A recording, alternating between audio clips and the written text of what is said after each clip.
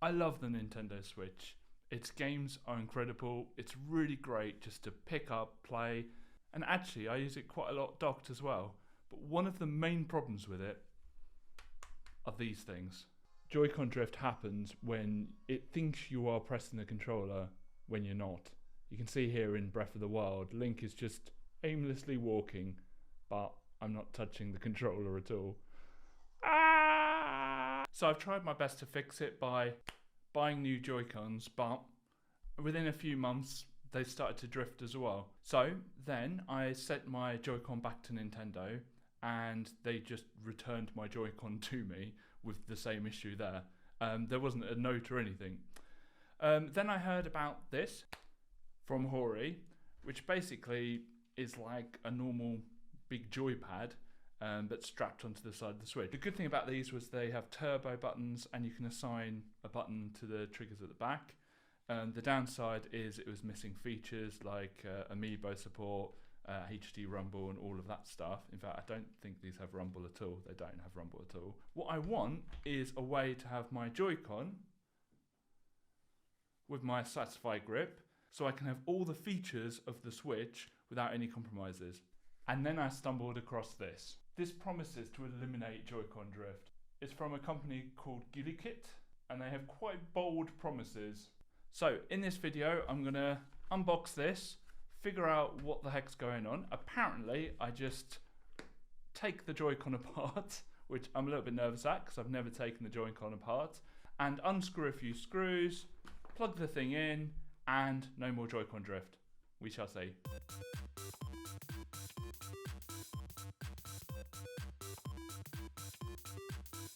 And all we need is tweezers, screwdriver, little guitar pick, and the new and improved sexy joystick. Now, I always have a bit of kitchen towel for the screws so I don't lose them. That's important. So, there are 4 screws that we need to remove first of all. And that's to get into the actual Joy-Con itself.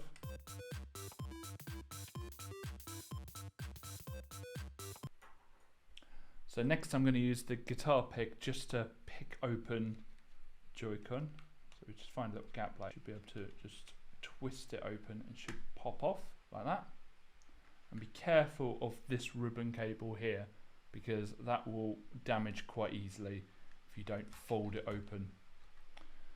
So next we want to get rid of the battery. So actually we're going to use this guitar pick again just to remove that battery. There's a little bit of glue underneath this.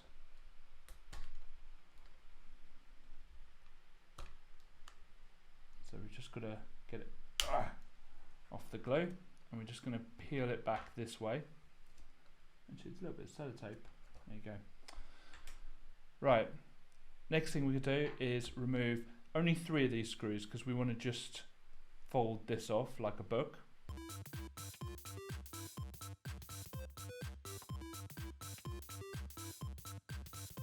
Now we're going to lift this up and over this way. We're just going to be a bit careful because there's a ribbon cable there. So the next step is we're going to remove the ribbon cables. And they open differently. So this one actually opens going up, and so it's like a little gate, so that's now open. This one also opens by going up.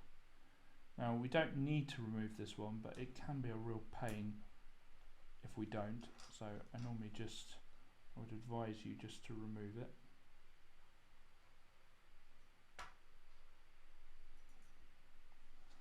Get it out of the way. And the last one, this opens slightly differently. This will open from the front. So it's like a little gate here that opens upwards from the front. So there's 2 screws here we need to get rid of to pull this Joy-Con out.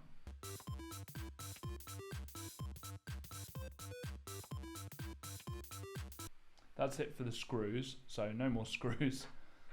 And actually we can just pull this out now. And you'll see that the little rubber bit sort of gets stuck, and I can just pull it out like that. So this is the old Joy-Con, and It's technology, basically. If there was any dust that went in here at all, it would start to drift. It would not get any better. There were kind of old wives' tales about using alcohol to get rid of it. You were just delaying the problem. These were always going to fail. But these new ones shouldn't have the same issue. Now, I'm not saying that they're never ever going to break. They probably will someday, but they're not going to drift like Joy-Cons used to. So let's install it. And we're basically just going to do exactly the same as we've just done, but in reverse.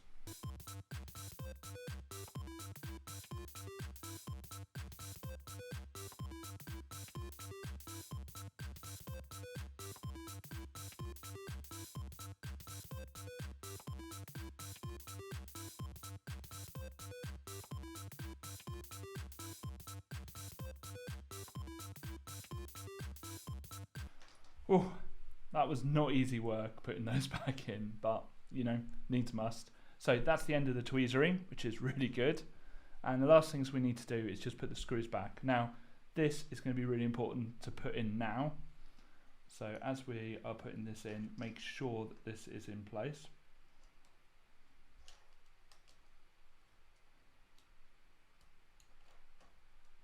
Otherwise you have to unscrew the whole thing again.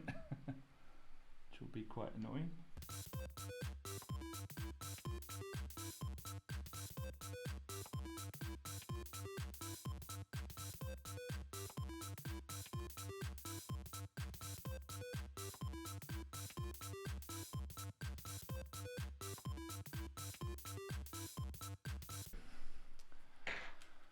So don't expect this to be perfect straight away. We will need to calibrate it. So let's do that now.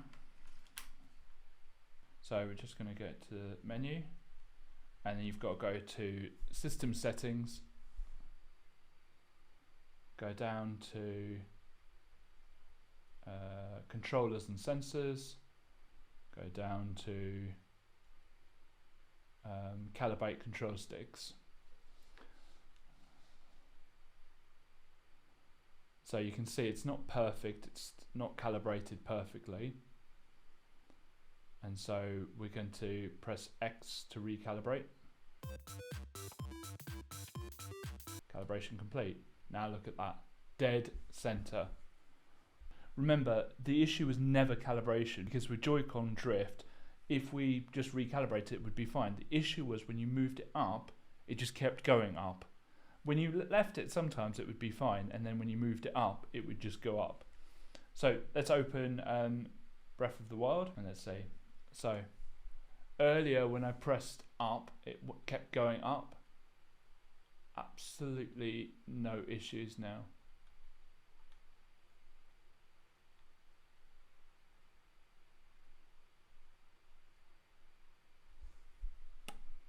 Perfect. So I'm going to do the other Joy-Cons off air, but I'm really happy with this. This is brilliant. Leave your comments below about what you think of this. Are you going to pick this up? It wasn't cheap, but it was the price of another pair of Joy-Con, which I would have had to buy, probably. If you want to see more from this channel, click subscribe. Until next time.